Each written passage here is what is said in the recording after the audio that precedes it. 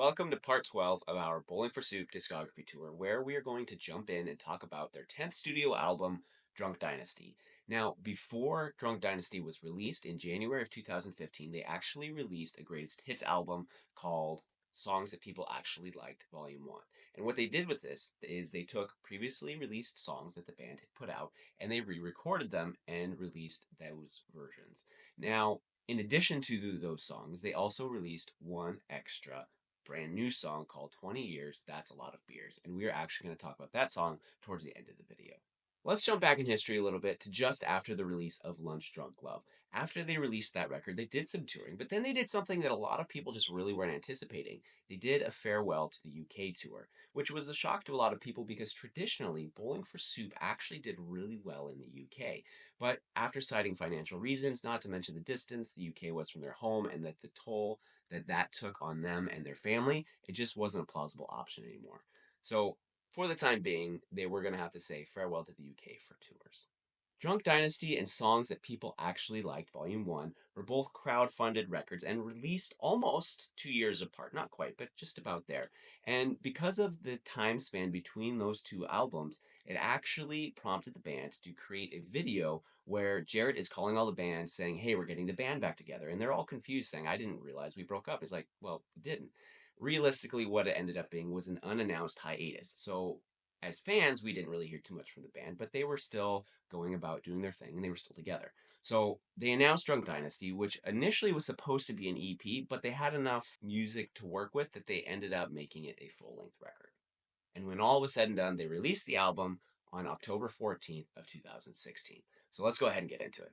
Starting out the record, we have the song She Used to Be Mine, and this song sets the tone lyrically for the rest of the album. There is a bit of reminiscing, a little bit of remembering what was, and quite a bit of regret undertones within the song. But you still get that positive feel to it because Bowling for Soup has a very good knack for taking something that is a negative situation and making it sound positive. And if you weren't paying attention to the lyrics, you would have no idea that this was a negative song because they just do a really good job of making things upbeat and sound positive even when they're not. And in this song in particular, he's singing about a girl that he used to love and reminiscing about all the good times and all the fun things that they used to do because she used to be his, but not anymore. The sound of it is fast paced with driving guitars and quite heavy on the drums from Gary, which is fantastic. Altogether, it's just a lot of fun. It has a nice, vibrant sound and continues what we saw on the last record, where it's just good, straightforward punk without a whole lot of embellishment. Then, in contrast, we have the song Shit to Do, where it's a lot less of reminiscing and more of a goodbye song, talking about he thinks she is crazy and that he has shit to do and she can't be a part of it. So he's naming all these things that he's going to do, but she's not going to be there. So he has to go because he has shit to do, and it doesn't include her. Next up is the song Hey Diane, which is a song about a close friend of his that he cares very deeply about, and she's going through a rough time. When they first met, she fixed the zipper on his Frank Turner hoodie, and then after that, they just really hit it off. Now, she's a mom who likes to have a good time, she cares for her kids, she likes to sing along to punk rock songs, and she's just all around a good person, but in this moment, she needs that gentle reminder that things are going to be okay because everything is just feeling rough and things aren't going right. And so Jarrett is there being a friend saying, hey, you know what? Everything is going to be all right and you are amazing.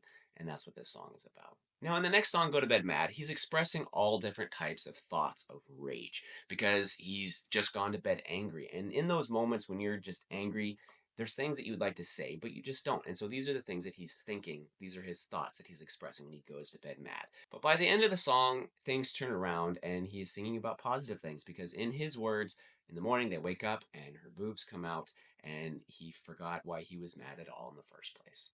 Then in the next song, Catalyst, Jarrett sings about a special friend of his that is there for him and makes him feel special. And even when he's not feeling good about himself, they are there to help him learn to love himself again and to become the best version of himself. Then that moves us into the song She Doesn't Think It's Ever Gonna Work Out. This song is about unrequited love. He sings about a girl that he really likes. He buys her flowers just because, he leaves her love notes, but she keeps telling him that they are just friends and she doesn't understand why he keeps trying and that he just won't give up. And unfortunately, by the end of the song, things don't change. She just doesn't think that things are going to work out despite how much he likes her and despite his best efforts. The next song, Don't Be a Dick, is one of my all time favorite Bowling for Soup songs. And if you couldn't tell from the title, That's exactly what the song is about. It's telling people to not be a dick. Unfortunately, there are a lot of assholes in the world, and every once in a while, they need a gentle or not so gentle reminder to not be jerks. And so that's what this song is about. It's a more positive, upbeat type song reminding people not to be dicks, and it doesn't cost anything to be nice. Then we have the song Stop Doing That. Have you ever had somebody in your life that is just irritating as hell, where they keep doing things to bug you and you tell them to stop and they just won't stop? That's what this song is about.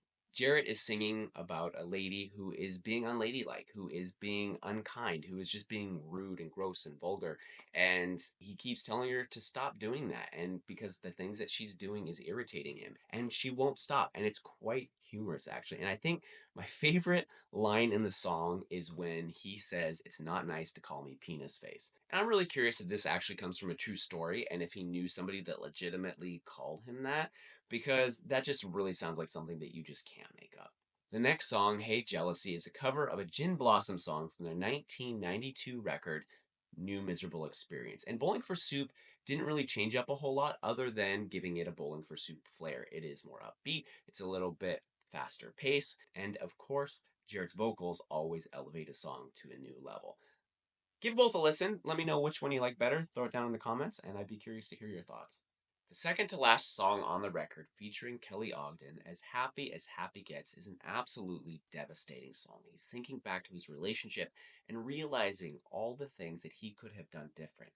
Now, he understands that she made a positive impact in his life and helped him become a better person, and he wishes that he had have done the same for her.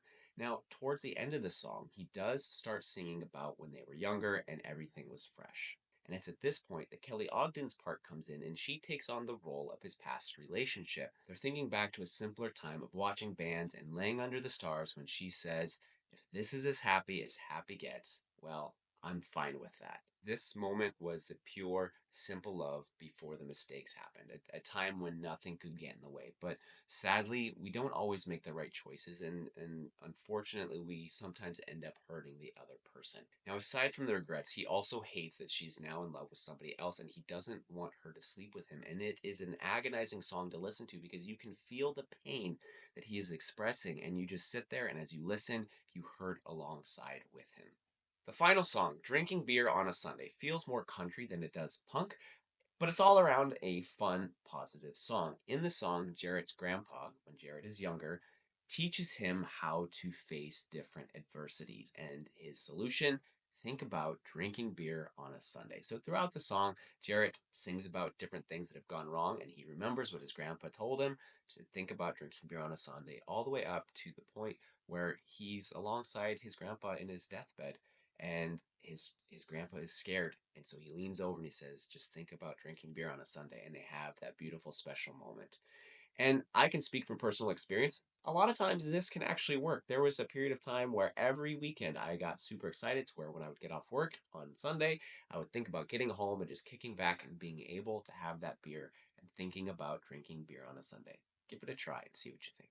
Now, as promised, we're going to talk about the one song that was brand new on their album, Songs That People Actually Liked, Volume 1. Now, to me, this song sounds like it should be a group of friends just sitting around, reminiscing, having a good time, almost having an upbeat kumbaya session, I guess you could say.